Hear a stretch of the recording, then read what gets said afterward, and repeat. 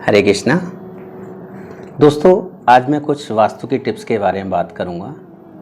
मेरे पास कुछ प्रश्न आए हैं कि भाई आप हमें कुछ वास्तु से संबंधित भी टिप्स दें।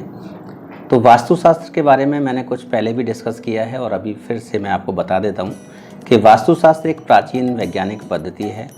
एक जीवन शैली की तरह इसका प्रयोग किया जाता है। इसका उल्लेख ऋग्वेद, अथर्ववेद, विश्वकर्मा वास्तु और मत्स्य पुराण में काफ़ी डिटेल में दिया गया है। वास्तु का जो प्रयोग है वो प्राकृतिक शक्तियों के अनुकूल और जीवन शैली के अनुकूल मकसद से इसको प्रयोग किया जाता है। इसी संदर्भ में कुछ बातें मैं आपको आज बताऊंगा, खास करके सीढ़ियों के नीचे निर्माण को लेकर के। जैसा कि हम जानते हैं कि जब कभी भी हम अपने मकान का निर्माण कराते हैं तो हम प्रयास करते हैं कि हमारी जो जगह है उसका इस्तेमाल कम से कम हो, यानी कम जगह में ज़्यादा से ज़्यादा निर्माण हो जाए। तो हम सीढ़ियों का प्रयोग ज़्यादातर किसी सजावटी चीज़ों को लेकर के करते हैं, या हम वहाँ पर कोई रसोई घर बना देते हैं, या वहाँ पर कोई शौचालय बना देते हैं। तो दोस्तों, मैं आपको बताना चाहता हूँ कि ये तीनों ही तरह के निर्माण बहुत ही खतरनाक हैं। कैसे?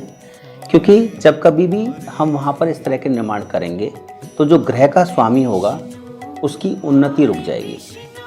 क्या आप चाहेंगे कि उसकी उन्नति रुके? नहीं। इसी तरह से उसके पैरों में रोग होगा, ग्रह के स्वामी के पैरों में रोग होगा। बच्चों में कुछ न कुछ शारीरिक समस्याएं बनी रहेंगी। जो बहन भाई हैं, उस ग्रह के स्वामी के जो बहन भाई हैं, उनकी संतानों को भी कुछ न कुछ अशुभ परिणाम मिलते रहेंगे। इवन उस घर के स्वामी की जो बेटी है, अगर वो शादीशुदा है तो उसके ससुराल में भी उसको कोई न कोई समस्या बनी रहेगी या पारिवारिक सदस्यों से अनबन रहेगी।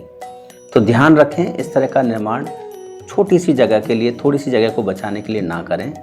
और अगला हम बताते हैं मकान का मध्य भाग यानी ब्रह्म स्थान, वहाँ उसको थोड़ा सा खाली ज़रूर रखें। उसको पूरी तरह से कवर अप ना करें। क्यों? क्योंकि ऐसा करने से उस घर के सदस्यों का जो पराक्रम है उसमें कहीं ना कहीं कमी आती है, तेज में कहीं ना कहीं कमी आती है, यानी कि हम लोगों को प्रभावित करने में सक्षम नहीं रह पाते। तो ध्यान रखें कि ब्रह्म स्थान पर कोई भी निर्माण कार्य ना हो, उसको खाली छोड़ा जाए। ठीक है दोस्तों, आगे चलते हैं। परिवार का रोगी यानी परिवार में कोई भी पेशेंट है तो उसकी दिशा क्या होनी चाहिए? तो ध्यान रखें, उत्तर या पूर्व दिशा में कभी भी पेशेंट को लेटाना, बिठाना या सुलाना नहीं चाहिए। क्यों? ऐसा करने से वो पेशेंट एक तो ठीक नहीं होगा, ठीक होने की संभावना बहुत ना के बराबर हो जाएंगी, या हो सकता है उसकी असमय कोई मृत्यु हो जाए। तो क्या दिशा होनी चाहिए उस पेशेंट को लेटाने की, बिठाने की या सुलाने की? वायव्य कोण। वायव्य कोण का मतलब है उत्तर पश्चिम दिशा, नॉर्थ वेस्ट।